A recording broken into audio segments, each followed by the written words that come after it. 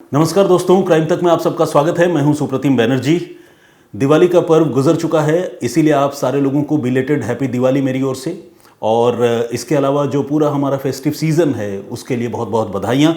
और आइए इसी के साथ आज एक और अजीब कहानी, एक और चौंकाने वाली कहानी आप लोगों को सुनाता हूँ। आमतौर पर मैं जो क्राइम की स्टोरीज आपको सुनाता हूँ उसमें पुलिस के इन्वेस्टिगेशन की बात होती है और ये भी बात होती है कि आखिर पुलिस वाले कितनी मशक्क़त से किसी केस को सॉल्व करते हैं। लेकिन आज जो कहानी मैं आपको सुनाऊंगा उसे सुनने के बाद पुलिस के प्रति आपके मन में कड़वाहट भर जाएगी। मैं ऐसा क्यों कह रहा हूँ, आइए इस कहानी को सुनते हैं और समझते हैं। ये 5 जून 2015 की घटना है। जगह है गुरुग्राम, दिल्ली के बिल्कुल करीब हरियाणा का शहर गुरुग्राम, मिलेनियम सिटी। इसी गुरुग्राम में 5 जून 2015 की शाम को एक रोड एक्सीडेंट होता है। होता कुछ यूँ है कि 10वीं में पढ़ने वाला एक स्टूडेंट जिसका नाम है अमित चौधरी, वो अपने चाचा के साथ स्कूल से अपने घर लौट रहा होता है और इसी बीच एक अज्ञात वाहन चाचा भतीजे दोनों को बहुत ज़ोरदार टक्कर मार देती है। और इस वाहन के टक्कर से ऐसे तो दोनों को चोट लगती है, दोनों की हालत ख़राब होती है, लेकिन अमित जो लड़का है उसे ज़्यादा घातक चोट लगती है और अस्पताल के रास्ते में ही अमित की मौत हो जाती है। बहुत ही दुखद घटना, आप समझ सकते हैं 10वीं में पढ़ने वाला लड़का, उसके माँ बाप पर क्या गुजरी होगी। और उससे भी अफसोस की बात यह कि जिस गाड़ी की वजह से ये एक्सीडेंट हुआ था उस गाड़ी का दूर दूर तक कोई नामो निशान नहीं था और किसी को समझ ही नहीं आया कि वो कौन सी गाड़ी थी जिसने चाचा भतीजे की इस जोड़ी को हिट किया, जिसकी टक्कर से इनकी ये हालत हुई कि भतीजे की मौत हो गई, चाचा जख्मी हो गए।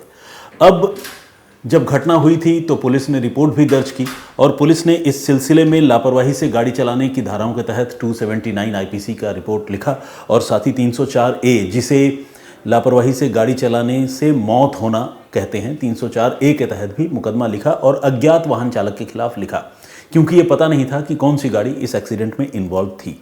इस मामले में पुलिस ने रिपोर्ट दर्ज की, लेकिन रिपोर्ट दर्ज करने के कुछ ही दिनों के बाद पुलिस ने यह कहकर इस मामले को क्लोज कर दिया कि जो भी गाड़ी इस एक्सीडेंट में इन्वॉल्व थी उसकी पहचान नहीं हो पा रही है।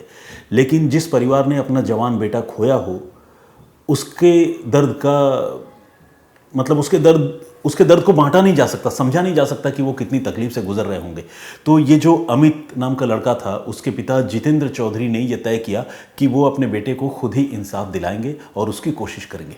इसके बाद वो इस एक्सीडेंट के कुछ ही दिन बाद जब उनको पुलिस से निराशा हाथ लगी तो वो मौके पर पहुंचे जहां पर ये घटना हुई थी और उस जगह का उन्होंने बहुत बारीकी से मुआयना किया, बहुत गौर से देखा और इस कोशिश में उनको उस जगह पर एक गाड़ी का साइड मिरर का टूटा हुआ हिस्सा मिला। यानी जो साइड मिरर था वो भी इंटैक्ट नहीं था, टूटकर तो वो गिर ही चुका था, लेकिन उसके बाद भी उसके कई टुकड़े हो गए थे और एक प्रॉपर हिस्सा जो है साइड मिरर का उनको मिला और उन्होंने उस हिस्से को कलेक्ट कर लिया। इसके बाद उस हिस्से को लेकर वो जिस जगह पर ये एक्सीडेंट हुआ था, बेसिकली सेक्टर 57 के पास गुरुग्राम में ये एक्सीडेंट हुआ था, उसके आसपास की विसिनिटी में, उसके आसपास की लोकेलिटी में जितने भी गैरेजेस हैं, जितने भी कार रिपेयरिंग के शॉप हैं, वहाँ पर वो उस साइड मिरर के टुकड़े को लेकर गए और उन्होंने उस टुकड़े को दिखाकर ये भी पूछा कि क्या हाल के दिनों में किसी गाड़ी का साइड मिरर टूटा था क्या, और कोई गाड़ी का ड्राइवर आपके दुकान में या आपके गैरेज में साइड मिरर चेंज करवाने आया था क्या। मतलब उन्होंने एक तरह से अपनी तफ्तीश शुरू कर दी। लेकिन इस मामले में उन्हें निराशा हाथ लगी। तमाम दुकान वालों ने और गैरेज वालों ने ऐसे किसी आदमी को जानने, देखने या अपनी दुकान में साइड मिरर चेंज करने की बात से इनकार कर दिया। लेकिन जितेंद्र चौधरी ने हार नहीं मानी और वो साइड मिरर का टुकड़ा लेकर इधर उधर भटकते रहे, लोगों से सवाल पूछते रहे।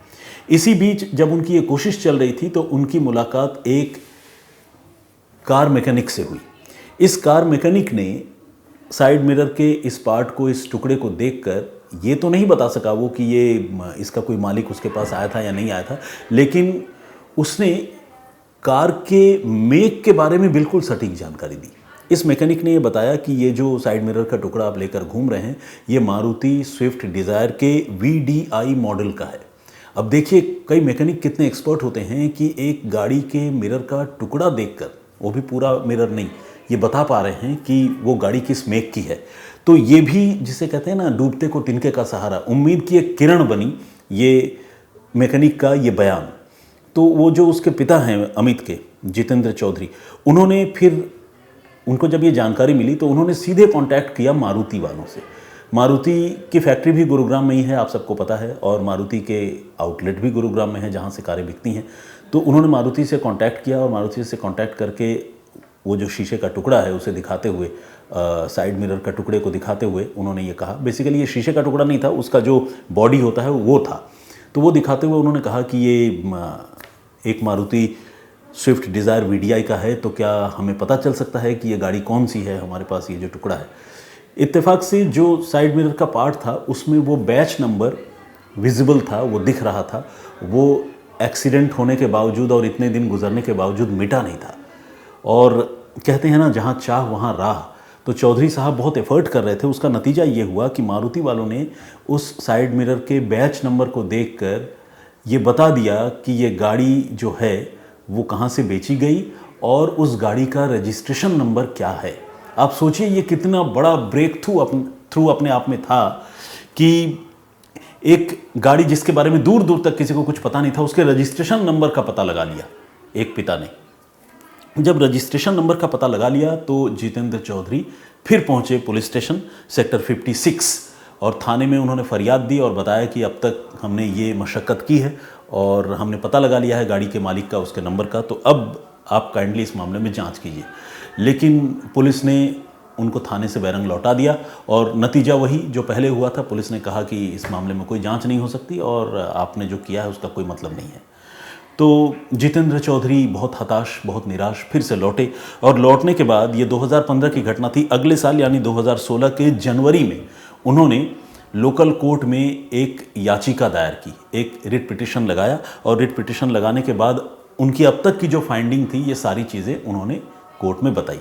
फर्स्ट क्लास जुडिशियल मजिस्ट्रेट आकृति वर्मा की अदालत ने उनके इस पिटिशन को सुना और सुनने के बाद न्यायिक मजिस्ट्रेट ने इस मामले में पुलिस से स्टेटस रिपोर्ट मांगी और पूछा पुलिस से कि आपने क्या किया, हमें बताइए।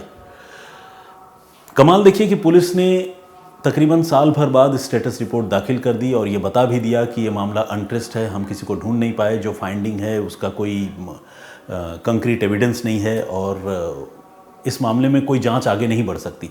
तो एक तरह से पुलिस ने अपनी तरफ से अनट्रेस्ड रिपोर्ट लगा दिया और दुखद बात यह है कि कोर्ट ने उस अनट्रेस्ड रिपोर्ट को स्वीकार कर लिया। इससे भी ज़्यादा दुखद बात यह है कि जितेंद्र चौधरी जो इस मामले में फरियादी थे, उनको पता ही नहीं चला कि पुलिस ने इस मामले में अनट्रेस्ड रिपोर्ट लगा दी है और वो कोर्ट में स्वीकार हो गई है। तो वो बहुत दुखी हुए, बहुत परेशान हुए और इसी क्रम में 2 साल और गुजर गए। 16 से 17 हो गया, 17 से 18 हो गया। 18 में जितेंद्र चौधरी फिर कोर्ट गए और इस बार कोर्ट में जाकर उन्होंने अब तक की पूरी कहानी बताई, उनके अपने इन्वेस्टिगेशन की फाइंडिंग बताई। कोर्ट ने उनको सुना तो ज़रूर, लेकिन कहा कि वो अब कोई याचिका इस सिलसिले में स्वीकार नहीं करेंगे, क्योंकि अगर वो याचिका स्वीकार करते हैं तो इससे पहले जिस कोर्ट ने इस मामले में फाइनल रिपोर्ट को स्वीकार कर लिया था, उस कोर्ट के लिए ये एक क्रिटिकल डिसीजन होगा, मतलब उस पर एक सवाल लगाने वाली बात हो जाएगी। तो इसलिए हम याचिका स्वीकार नहीं कर पाएंगे। लेकिन उन्होंने कहा कि आप इस मामले में एक बार SHO के पास जाइए, आप अगर चाहें तो उनसे फिर से जांच की फरियाद कीजिए। चौधरी साहब पहले ही काफ़ी निराश थे, अब वो SHO के पास नहीं गए। वो इतने दिनों तक बहुत कुछ सोचते रहे, लीगल सजेशंस लोगों से लेते रहे। कई सालों का वक्त गुजर गया, 18 से 23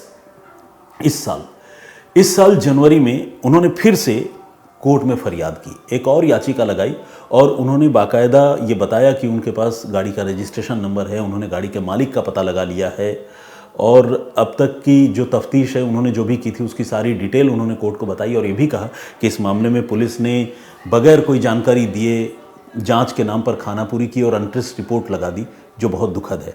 कोर्ट ने जब ये बात सुनी तो इस बार यानी साल 2023 में कोर्ट को ये बात जो है वो जंची और अदालत ने ये कहा कि इस मामले की फिर से जांच होनी चाहिए और इसके बाद कोर्ट ने पुलिस को भी ये ऑर्डर किया कि इस मामले को आप री इन्वेस्टिगेट कीजिए और जो भी दोषी है उसे पकड़िए और पीड़ित परिवार को इंसाफ दिलाइए। लेकिन आपको जानकर हैरानी होगी कि कोर्ट के आदेश के बाद भी पुलिस ने कुछ नहीं किया। अब जब फिर से ये फरियादी कोर्ट पहुंचा कि माई बाप बताइए हुआ क्या, तो कोर्ट ने फिर पुलिस से पूछा तो पुलिस ने एक अजीब सा जवाब दिया। पुलिस ने यह कहा कि जो भी इस मामले का इन्वेस्टिगेशन ऑफिसर है, जिसको हमने जिम्मेदारी सौंपी है, वो उत्तराखंड में है, छुट्टियों में गया हुआ है। अब बताइए ये कैसी अजीब बात है और कितना घटिया रवैया है गुरुग्राम पुलिस का कि कोई आईओ इतने सालों के बाद भी तफ्तीश नहीं हो पा रही है और वो छुट्टी पर गया हुआ है, इसलिए जांच आगे नहीं बढ़ रही है। ऐसे कोई काम करता है? ये सुनकर कोर्ट भी बिल्कुल गुस्से में आ गया, लाल पीला हो गया और कोर्ट ने जो भी दोषी लोग हैं इस मामले में उनके खिलाफ विभागीय कार्रवाई के आदेश दे दिया और कहा कि इस मामले को कि फिर से जांच होनी चाहिए और जो भी लोग अब तक इस जांच में ढिलाई बरतते रहे हैं उनके खिलाफ जो है विभागीय कार्रवाई होनी चाहिए। पिता ने अपनी जांच में गाड़ी का नंबर पता लगा लिया था और यह भी पता लगा लिया था कि गाड़ी उस वक्त एक्सीडेंट के वक्त ज्ञानचंद नाम का एक आदमी चला रहा था। तो ये सारी जानकारी पिता से पुलिस ने ली। पुलिस ने भी अपने तौर पर अब मामले को इन्वेस्टिगेट किया है और इन्वेस्टिगेट करने के बाद अभी पिछले महीने यानी अक्टूबर के आखिरी हफ्ते में इस मामले में पुलिस ने पहली बार इतने सालों के बाद चार्जशीट दाखिल की है। अभी तक आरोपी जो है वो गिरफ्तार नहीं हुआ है, लेकिन चूंकि अब इंसाफ की कवायद जो है, जो एजेंसी है पुलिस, उसने शुरू कर दी है। पीड़ित परिवार तो पहले से ही इस कोशिश में लगा हुआ था, तो अब ये उम्मीद की जा सकती है कि शायद दोषी या जो जिस पर आरोप है, दोषी मैं नहीं कहूँगा, जिस पर आरोप है ज्ञानचंद, शायद उसकी गिरफ्तारी हो और उसके बाद अगर सबूत पर्याप्त पाए जाएं तो ज्ञानचंद को उसके किए की सज़ा मिले। एक परिवार का चिराग बुझाने, लापरवाही से गाड़ी चलाने के जुर्म में उसे जेल की सलाखों के पीछे भेजा जाए। तो ये थी आज की कहानी, जिसमें एक पिता के अनथक प्रयास का जिक्र है, उसका पूरा ब्यौरा है और पुलिस जो मिलेनियम सिटी गुरुग्राम की पुलिस है, उसके पुलिस की काहिली की अपने आप में एक इबारत है जो बहुत ही दुखी करने वाली और बहुत ही सदमा देने वाली बात है। तो आई होप कि इस कहानी ने आप लोगों को भी बेचैन किया होगा और ये भी एक बात पता चली होगी कि पुलिस कई बार कितनी लापरवाही बरतती है। मैं तो पुलिस वालों की तारीफ़ करते नहीं थकता, क्योंकि मैं ऐसे केसेस देखता हूँ जिसमें पुलिस वाले बहुत ज़बरदस्त तरीके से किसी केस को क्रैक कर रहे होते हैं, इन्वेस्टिगेट कर रहे होते हैं, लेकिन ऐसे पुलिस वाले भी होते हैं जो बिल्कुल हाथ पर हाथ धरे बैठे रहते हैं और किसी के दर्द और तकलीफ़ का उनको कोई एहसास नहीं होता। तो ऐसे पुलिस वालों के खिलाफ भी जो है मेरे हिसाब से कड़ी कार्रवाई होनी चाहिए। जो भी जिम्मेदार लोग हैं उनको भी बुक करना चाहिए। मैंने जो स्टोरी आप लोगों को इससे पहले सुनाई थी लास्ट फ्राइडे को, उस रोज़ मैंने आपको बताया था कि किस तरह से दिल्ली में 2 महिलाओं की हत्या हुई थी और 90 लाख रुपए की एक बड़ी डकैती हुई थी और वो मामला कैसे प्लान किया था और कैसे सुलझा। वो अपने आप में बड़ी जिसे मैं कहूँगा कि इंटरेस्टिंग स्टोरी है। दुखद तो है, 2 लोगों की हत्या हुई, लेकिन इंटरेस्टिंग इस मायने में कि जो कातिल थे, जो रॉबर्स थे, उन्होंने 1 साल तक उस घटना को अंजाम देने की कोशिश की, तैयारी की, लेकिन एक गलती से पकड़े गए। क्या थी वो कहानी? अगर आप जानना चाहते हैं तो क्राइम तक के प्लेलिस्ट में जाकर उस स्टोरी को सुन सकते हैं। कुछ कमेंट्स पढ़ता हूँ। स्वदीप सिंह ने कमेंट किया है, उन्होंने पुलिस के एफर्ट की तारीफ़ की है। जॉली सोनकर का कमेंट है, बहुत बहुत स्वागत आपका। उन्होंने भी पुलिस की तारीफ़ किया। ऑब्वियसली पिछली स्टोरी पुलिस के पॉजिटिव एफर्ट की थी तो उसकी तारीफ़ तो बनती है। रेशा डुडली, इस तरह से कुछ सरनेम है, मैं एग्जैक्ट नाम नहीं पढ़ पा रहा हूँ, I am sorry for that, क्योंकि वो सरनेम और जो नाम है वो आईडी में बिल्कुल एक साथ क्लब्ड होता है तो उस पढ़ पाना थोड़ा मुश्किल होता है। लकी मनीषाही, ऐसा है, ये नेपाल से हैं, बहुत बहुत स्वागत है। इन्होंने हौसला अफजाई की है। मोहम्मद अफजल हुसैन का कमेंट है और ललन कटारिया जी ने किया है, इन्होंने छठ पूजा की अग्रिम बधाई दे दी है। थैंक यू वेरी मच, बहुत धन्यवाद आपका। प्रदीप भाम्बू जी महाराज प्रदीप भाम्बू जी ने कमेंट किया, बहुत स्वागत आपका।